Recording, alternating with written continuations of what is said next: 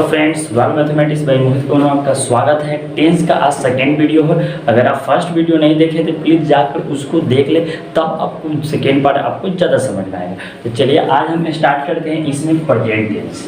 क्या स्टार्ट करते हैं? प्रेजेंट टेंस स्टार्ट करते हैं।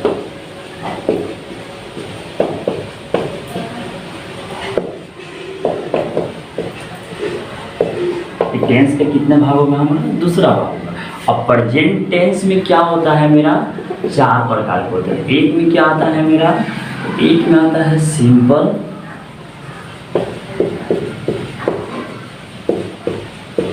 Present tense. अब ध्यान से समझिएगा कि सिंपल प्रेजेंट और इंडेफिनिट दोनों बात क्या होता है? एक होता है। तो मैंने एक पहले वीडियो में समझाया था सिंपल प्रेजेंट टेंस क्या होता है। तो पहले मैंने सिंपल को ही समझाया था। सिंपल क्या होता है, कंटिन्यूअस क्या होता है, परफेक्ट क्या होता है, परफेक्ट कंटिन्यूअस टेंस क्या होता है। तो मैंने इसको एकहों को भाग को समझाया था, जिससे मेरा सब भाग क्लियर हो गया। प्लीज़ पहले उसको जाकर वीडियो को देखिए जो मैंने पहले अपलोड किए हैं। तो चलिए हम वीडियो को स्टार्ट करते हैं, क्योंकि उसमें बहुत सारा समझा दिए, तो इसमें समझाने की कोई ज़रूरत नहीं होता। अब हम लोग सीधे स्ट्रक्चर के बारे में आएंगे। तो सिंपल प्रेजेंट टेंस का स्ट्रक्चर क्या होता है?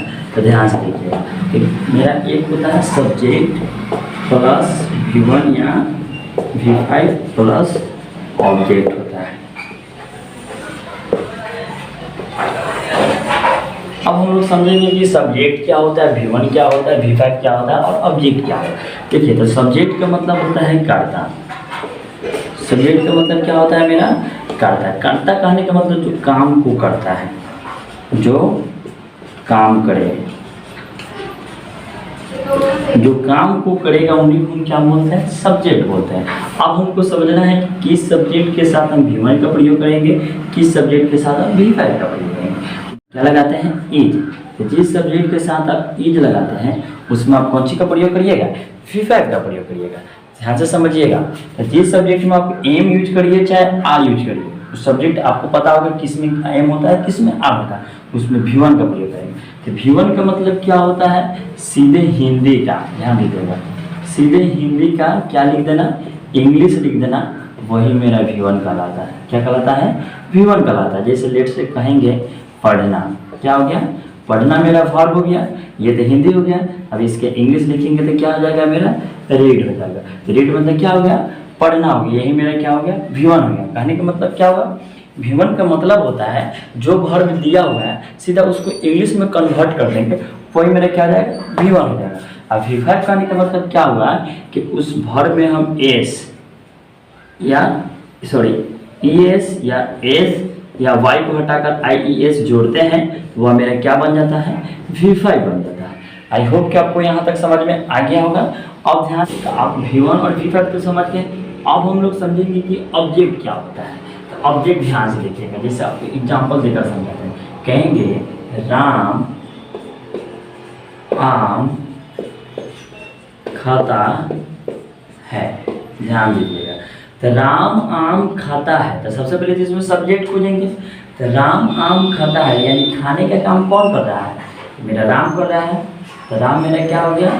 सब्जेक्ट हो गया। क्या हो गया मेरा? सब्जेक्ट। अब क्या कर रहा है, यानी इसमें देखना है सब्जेक्ट के बाद वर्ब। क्या देखना है?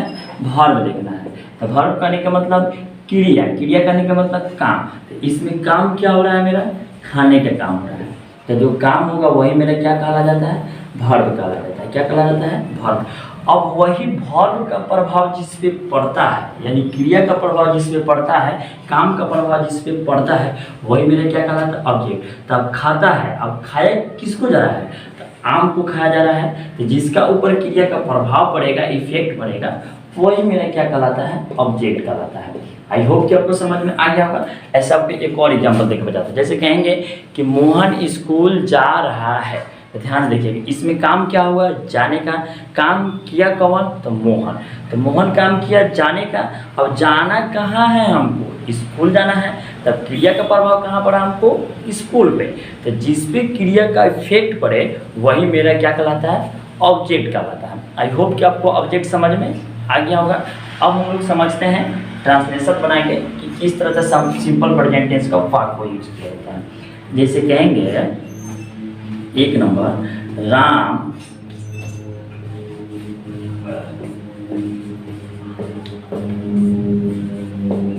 पढ़ता है। तो सबसे पहले ये मेरा कौन टेंस है, सिंपल प्रेजेंट टेंस है। तो कैसे बनाएंगे, तो सिंपल प्रेजेंट टेंस को मैंने किसको यूज करते हैं, सब्जेक्ट का।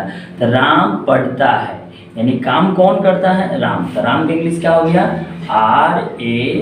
RAM। अब क्या है, V1 या V5। तब आप सोचिए कि राम के साथ आप इज का प्रयोग करते हैं कि एम का प्रयोग करते हैं कि आर का प्रयोग करते हैं। तो राम के नाम है, तो नाम के साथ हम कौन सी का प्रयोग करते हैं, इज का। तो जिसमें आप इज का प्रयोग करिएगा उसमें कौन सी का प्रयोग करिएगा, V5 का। तो इसमें वर्ब आपका कौन है, पढ़ना। तो पढ़ने का इंग्लिश क्या हो गया, रीड। तो सीधे हिंदी का इंग्लिश हुआ, तो ये मेरा क्या हो गया, V1। और V5 बनाने के लिए इसमें क्या जोड़ देंगे, यस। ये मेरा हो गया। चलिए अब सेकेंड एग्जाम्पल देकर समझाते हैं। कहेंगे मोहन